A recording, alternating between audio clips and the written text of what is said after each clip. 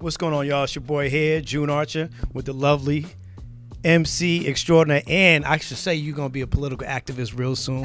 Remy Ma, welcome to the show. How you doing? How are you? How you doing? I'm good. Listen, we just finished seeing Angela Rise television show, and the words that you were talking about in terms of getting politically active and making sure our young people start to understand the 3 levels of government for you.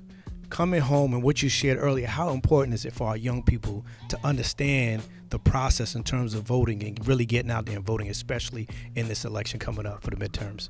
I mean, well, the young people, they're the future. They're the present, and they're the future as well. And eventually I'm going to get old one day, and these going to be the people that's going to have to take care of me. They need to be informed and know what's going on.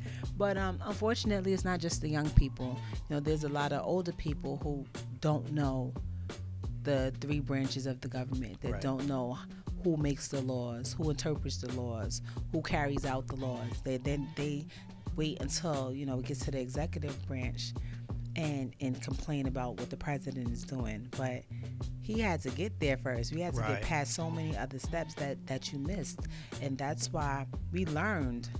You know, sometimes you learn from trial and error. We learned, like, hey, wait, we made a mistake. When we was pushing the millennials last time and we got Obama into office, it was a wonderful thing. But we need to push them in these midterm elections, because come 2020, when it's time to vote, we want to have a nice election to at least choose from. But sometimes when people don't realize, they feel like their vote doesn't matter.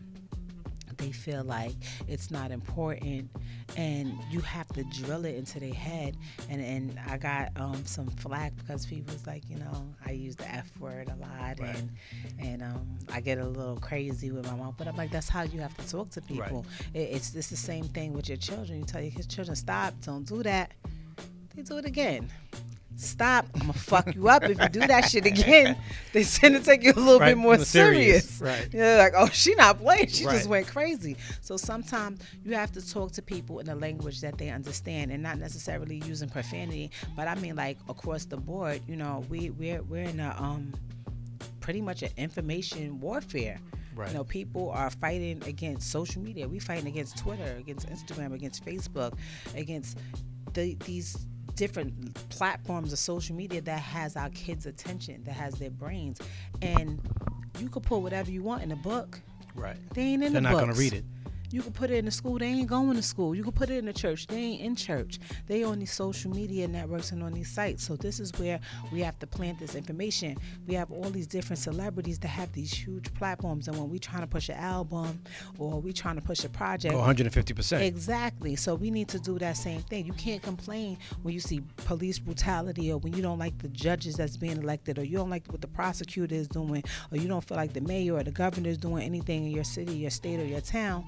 But you're not using your platform for anything other than pushing your own agenda. And it's sad that a lot of times we don't feel the urge or the need to do these things until it happens to us. And I'm a victim. You know, I'm not a victim.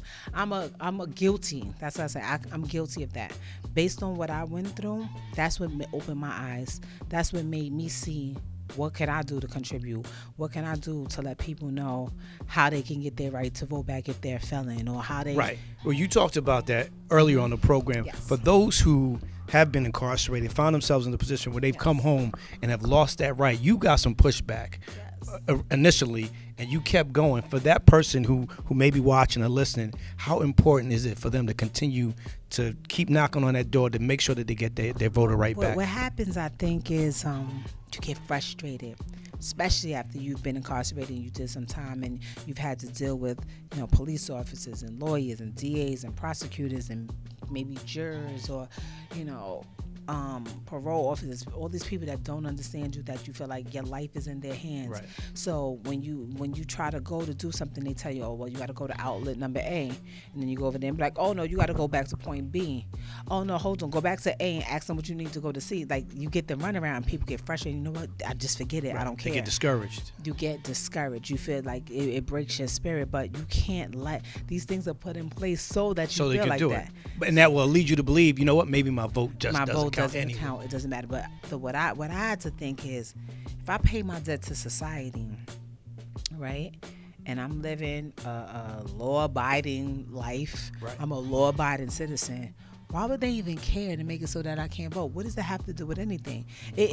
I'm one of those people that I ask questions. I didn't understand it. Okay, I get why you enforcing the curfew. You feel like at a certain time people get into trouble. I get why I can't drink or why I can't smoke marijuana. Why I can't smoke marijuana. Why can't I vote? Right. Why? Doesn't add up. It didn't make sense. But most people that have been through the system, most people that have been incarcerated, most people that have done a bid, 6.5 years like I did, you know a little bit more about the law. You know a little bit more how it works. And we don't want y'all voting because y'all know too much. You know too much. No. Okay, I'm going to go to door number A. All right, I got to go to B. All right, let me go back to A. Where else you want to send me? I'm not going to stop. Eventually, y'all going to be like, let me just get her out of here because she's not going to stop. Right. Excuse me, who do I need to speak to? Who's your supervisor? Can I get a grievance? Can I write to this person? And this is the things that we have to do. And I feel a lot of times also, you don't know. When you get sentenced, all you know is the time that you got. That's what you think about. Right. They don't say, oh, yeah, by the way, you're not going to be able to vote. When you come out, you're not going to be able to have job A, B, C, or D. Oh, yeah, what else you want? Nope, that job is off the books, so you can't never have that job. There's so many things that come with having a felony on your record. So you never really finish paying your debt to society. And a lot of times, it made me frustrated. A lot of times, that angers you because you're like, I did all this time. I made it through that. I survived with my I should sanity. be good now to move forward in my life. You're not okay. But these things are put in place. You're not okay. But what you can do, you get your right to vote back. And you get somebody who's been through what you've been through or who has a... Because I don't know nobody. I'm sorry. I'm from the hood. I don't know anybody who's never had anybody that they care about or they love or know that was never arrested, never went to jail, nothing. I don't know. I have not been blessed to meet somebody like that yet. You know? If you get somebody in there that knows what it feels like to have their family talk about, that knows what it feels to be misjudged, that knows what it feels like to be, critiqued or judged by a panel of their peers that looks nothing like them, it's a game changer. Nothing from you feel differently, And I think I tell people all the time. Sorry, this is driving me crazy. I tell people all the time. We've been trained so wrong. We've been taught wrong, being gangster and being hood and being this and that. Like, that ain't about nothing. Right. It's not cool. Everybody wants their kid. They try to push their kids to be an entertainer. Try to push their kid to be a ball player of some sort. I don't never hear nobody like, I want my kid to try to go to be a mayor. Right. Try to be a governor. A supreme judge or a justice or, you don't hear that. You just don't. People think it's so far-fetched, even with the success of Obama. But that was a once-in-a-lifetime thing. Right. It's to the point that people are brushing that off. Right. Because we got lazy. We got lazy in the sense that we're not pushing those. For you, and no disrespect to the platforms that most of us use in terms of the Love and Hip Hops and the Real Housewives, but how important, coming from you, is it for our young women, because there are so many women that are running for office these next few elections, that they see positive images like you speaking about what you're speaking about now, instead of just fighting in an argument? How important is it for you now, putting your best foot forward to let these young girls know that, you know what, that was Remy Ma, but this Remy Ma wants you to go and vote. We want you to act ladylike, because for you, I applaud you for what you've done for women and just having pregnancy and being pregnancy a beautiful thing and really bringing that back, especially for young women of color who feel like it's frowned upon. So I want to commend you for that. But what can we do for young people to see, or young women of color to see, images of greatness in women such as yourself? I think that unfortunately we've been projecting images to both our men and our women of what's cool and what's desirable in our society, especially for women of color. So you get to a point where we're at now, and I look around, and it was a point where women wanted to be doctors and nurses and teachers and lawyers, get a husband, settle down, get married, have a wedding. You used to have the little paper, you do it, you pick out your dress, and tell you who you're gonna marry, how many kids y'all was gonna have. Now these new millennials, like they like to call them, everybody just trying to find a ball player or a rapper that's gonna buy them Chanel bags. They're gonna sit in a nice big house maybe trap somebody with a baby to make sure they could solidify a $20,000 a month check. It's sad, the standards that we have. And that's not everybody, because you still have some women that want to go to college, they want to be entrepreneurs, and I see a lot of that. I see a lot of women that look like me and that come from where I come from, that want to be entrepreneurs and start their own business. But I see just as many girls that they just want an easy ride. They just want to try to find somebody. They want to be that chick. They don't desire to get married or to have children with their husband. Being a baby mom is cool. There's nothing wrong with that. I be baby mama number 4. It's cool. And I'm straight. And I'm all right. I want to have my check though. And that's not it. And it's not their fault. That's all they've been seeing on television. Broken homes, baby mamas fighting, men cheating. So when I had the opportunity and I had the platform and I had the cameras on, me and my husband, we spoke about it. We argue with people because people told us people don't want to see that. People don't want to say, I'm not going to, first of all, I'm not built to be on TV, have somebody throwing drinks at me. I'm going to turn back into that other person, that she's not a nice person. But that's not my life right now. I don't live like that. I live a righteous life. I go home to the same man every night. We've been married 10 years, and vice versa. He comes home every night. We talk about it. We raised our children together. We plan children together. We both came into our marriage with children from other relationships that we had when we were kids, when we thought it was cool or it was okay to have children when we were children because we were brought up differently. And I don't want to project that into the world. I want people to say like, yo, all right, cool. There are good men out there. Right. All right. My husband wants people to be like, all right, maybe that bitches ain't shit and money over hoes that they've been preaching to me all this time, maybe that's not right and exact. Right. Maybe there are a few good women out there, and women that look like me. Because, we get a bad rap. You get some men get in power. I don't want no black woman. I don't want to deal with her attitude. It's like, no, the women that I grew up around, I grew up in a house full of women. Every last one of them might whip your ass, okay? Strong black women. It's not about and I tell my daughter all the time. She's my stepdaughter, but I raised her like she's my child. I tell her all the time, don't never dumb yourself down for nobody. Any man that wants you to act stupid, literally like intelligently act like you're dumb or like you don't know nothing or be helpless, it's not a man. He wants you to do that so that he feels bigger about himself. I tell her all the time, ain't no man want no chick. I don't care how cute you are, how pretty you are, how good you think you got things going on down there. Don't no man want a woman that's not doing nothing. It's cool for the first couple of months. Oh, she's pretty, she's this. Gets tired After quick. a while, you a bill. Now you're a bill with a mouth. You a talking bill. It's annoying. It's facts. It's annoying. So, I tell her, have your own. You'll get so much more respect that way. When you go and you buy your man something, he'll appreciate it so much more when he know he actually bought it. Because they can say what they want. Let one of them chicks go buy their man a Louis luggage set. He gonna be like, oh, thank you for my Christmas gift. But when that Amex bill come at the end of the month, he was like, I just bought myself.